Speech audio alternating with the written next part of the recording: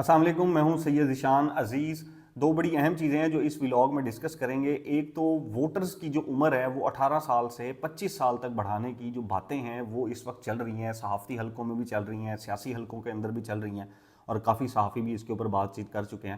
دیکھیں، بیسیکلی پاکستان کے اندر کوئی بھی جو شہری ہے وہ جب 18 سال کی عمر تک ہوتا ہے تو اس کو ایک حق دے دیا جاتا ہے کہ وہ اپنا ووٹ دے، اپنے رائے کا اظہار کرے، اور کسی بھی اپنے جو پسندیدہ لیڈر ہے اس کو ووٹ دے کر حکومت میں لے کر آئے۔ لیکن اب پرابلم یہ ہے کہ اس عمر کو، یہ باتیں چل رہی ہیں اس وقت، ابھی اس کے اوپر کوئی آئین میں تبدیلی کی باتیں یا کوئی اس طرح کی کوئی سالڈ چیز نہیں آئی، لیکن کہا یہ جا رہا ہے کہ آنے والے دنوں میں جو آئین کے اندر جو ہے وہ ترمیم کے اندر یہ بھی ایک امینڈمنٹ لائی جا رہی ہے کہ کم سے کم عمر جو ووٹر کی ہے وہ 18 سال سے بڑھا کر 25 سال کر دی جائے۔ اور اس کے اوپر میں ایک انٹرویو دیکھ رہا تھا، قمر زمان قاہرہ صاحب پیپلز پارٹی کے، وہ اس کے اوپر فرما رہے تھے کہ جی مجھے 18 سال کی عمر کے ووٹر سے کوئی پرابلم نہیں ہے، لیکن 18 سال کا جو ووٹر ہوتا ہے اس کے اندر سیاسی شعور نہیں ہوتا، اس نے یہ اپنا حق رائے استعمال کرنا ہوتا ہے، اور اس نے یہ منتخب جو ہے وہ حکومت کرنی ہوتی ہے، اور اس کے ووٹ سے پھر کافی چیزیں جو ہے وہ بدلتی ہیں۔ پہلا تو میرا سوال ہے قمر زمان قاہرہ صاحب سے کہ سر جی 2007 میں جب بے نظیر بھٹو صاحبہ شہید ہو گئیں تو ایک 19 سال کے لڑکے کو پاکستان کی ایک بڑی سیاسی جماعت پیپلز پارٹی، آپ کی ہی جماعت کا چیئرمین بنا دیا جاتا ہے، یعنی کہ 19 سال کی عمر میں چیئرمین بنا دیا جاتا ہے۔ پیپلز پارٹی کی جماعت تھا، آپ نے تب کیوں نہیں اعتراض کیا سر؟ کیا 19 سال کا جو لڑکا ہے یعنی کہ بلاول بھٹو صاحب جو ہیں وہ تب ان کے اندر سیاسی شعور تھا کہ وہ ایک پوری پارٹی کو چلائیں اور پوری پارٹی کے ایک چیئرمین جو ہے وہ بن جائیں؟ اگر آپ کو 2007 میں بلاول بھٹو صاحب کے 19 سال کی عمر میں چیئرمین بننے کے اوپر اعتراض نہیں تھا تو پھر 18 سال کے ووٹر کے سیاسی شعور کے اوپر آپ کیسے سوال اٹھا سکتے ہیں؟ اب سوال یہ ہے کہ یہ سب باتیں کیوں کی جا رہی ہیں، یہ ساری پلاننگ کیوں کی جا رہی ہے؟ میں بڑا سیدھی بات کرتا ہوتا ہوں کہ یہ سب کچھ ہو رہا ہے خوف عمران میں، خوف عمران احمد خان نیازی قیدی نمبر 804 میں۔ کیوں؟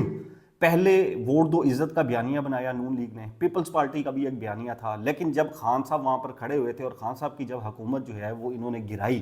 تو انہوں نے جا کر اس حکومت کو لے لیا، جس طرح وہ حکومت لی وہ سب کو پتہ ہے، تو ان کو جو ووٹ دو عزت کا بیانیہ ہے وہ ٹھوس ہو گیا۔ اب بیانیہ ان کے پاس رہا نہیں، عمران خان صاحب نے اپنا بیانیہ سٹرونگ کر لیا، جس کو جو نئی جنریشن ہے، ہم اس کو ملینیلز کی بات کر لیں، جین زی کی ہم بات کر لیں، انہوں نے اس کو ایکسیپٹ کر لیا، انہوں نے اس کو اکنالج کیا اور اس بیانیے کے پیچھے وہ چلے گئے۔ اب انہوں نے پھر پہلے پی ٹی آئی کو ختم کرنے کی کوشش کی کہ کسی طرح ہم پی ٹی آئی کو ختم کر لیں، وہ نہیں ختم ہو پا رہی۔ پھر عمران خان صاحب کو مائنس کرنے کی کوشش کی، عمران خان صاحب ان سے مائنس نہیں ہو رہے تھے۔ پھر انہوں نے یوتھ ونگ اپنے بنائے،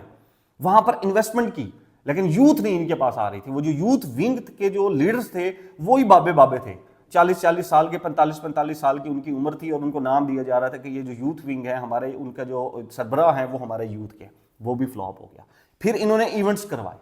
کانسرٹس کروائے، بسنت ہونے جا رہی ہے کہ کسی طریقے سے یہ جو نوجوان نسل ہے اس کو بزی کیا جائے، کسی طریقے سے اس کو مصروف کیا جائے، ورنہ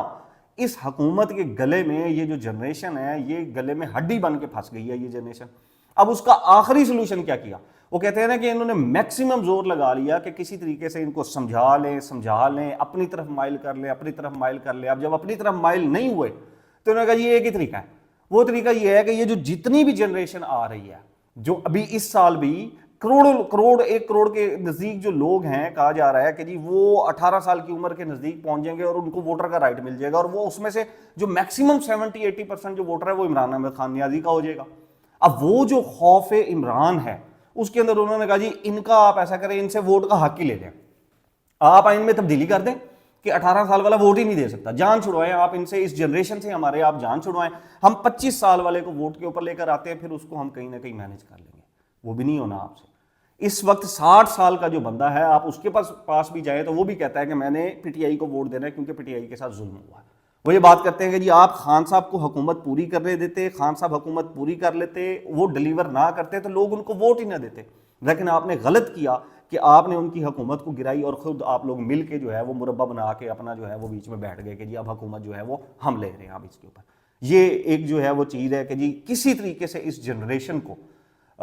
ختم کرنے کے لیے کہ جی اس کا سیاسی جو ووٹ کا حق ہے آئینی حق ہے ان کا، اور یہ ایک انسانی حقوق کے اندر بھی آتا ہے، وہ جی ختم کریں اور کسی طریقے سے اس جنریشن کو ہم قابو کریں، ورنہ یہ جنریشن جو ہے وہ تباہی پھیر دے گی نون لیگ کی، پیپلز پارٹی کی، وہ پی ڈی ایم پوری کی پوری کی۔ انہوں نے نہیں ووٹ دینا ان کو، کیونکہ مل کچھ نہیں رہا۔ کسی بھی ملک میں جو خوشحالی ہے وہ انصاف سے آتی ہے، روزگار سے آتی ہے۔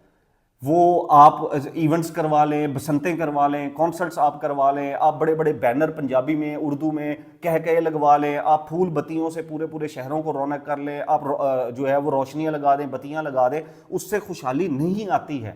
لوگ اس وقت روزگار مانگ رہے ہیں، لوگ اس وقت انصاف مانگ رہے ہیں۔ وہ حکومت دینے میں ناکام ہو گئی ہے، مہنگائی بڑھتی جا رہی ہے۔ جنہوں نے مہنگائی کے خلاف مارچ کیا تھا عمران خان صاحب کے خلاف، اور عمران خان صاحب کو ہٹایا تھا کہ جی مہنگائی بہت زیادہ ہو گئی ہے، ہماری جو معیشت ہے وہ ڈوبتی جا رہی ہے، انہوں نے ہی آ کے معیشت کو تباہ کر دیا۔ پیسہ آ نہیں رہا، یہاں پر کچھ ڈیلیور نہیں ہو رہا، لیکن پھول بتیاں جو ہے وہ لگائی جا رہی ہیں۔ اب دوسری جو ہے وہ ایک تو یہ چیز میں نے آپ کے سامنے رکھ دی، دوسری چیز جواد احمد صاحب میرے بڑے جو ہے وہ پیارے بھائی ہیں، اور برابر پارٹی کے جو ہے وہ چیئرمین ہیں، وہ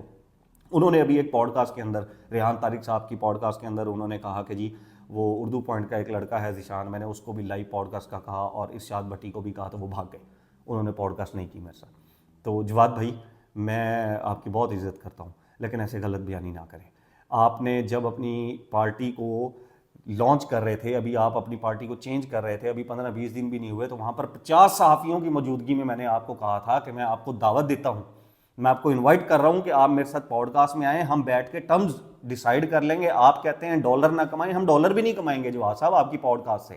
لیکن آپ آئیں تو صحیح۔ اور وہاں پر احتشام بہلیم ہیں، جرنلسٹ ہیں، علی حمزہ صاحب ہیں، عدیل آصف صاحب ہیں، یہ سب وہاں پر موجود تھے، اور میں نے ان کو کہا تھا، اور انہوں نے کہا تھا جی ٹھیک ہے۔ میں نے کہا تھا جی عدیل صاحب جو ہے وہ ٹائم بنا لیں گے، مجھے بتا دیں گے اور ہم پوڈ کاسٹ کر لیں گے۔ جواد بھائی اگر پوڈ کاسٹ آپ نے نہیں کرنی تو ویسے ہی آپ مجھے بتا دیں کہ پوڈ کاسٹ نہیں کرنی۔ کبھی آپ ٹویٹر پر آ کر مجھے ٹارگٹ کرنا شروع کر دیتے ہیں، کبھی آپ کسی پوڈ کاسٹ میں جا کر مجھے ٹارگٹ کرنا شروع کرتے ہیں۔ بھائی ایسے نہ کریں، ریئلسٹک چیز کے اوپر آپ بات کریں۔ اور دوسری چیز یہ ہے جواد بھائی کہ میں نے وہ پوڈ کاسٹ دیکھی اس کے اندر، اینڈ آئی واز شاکڈ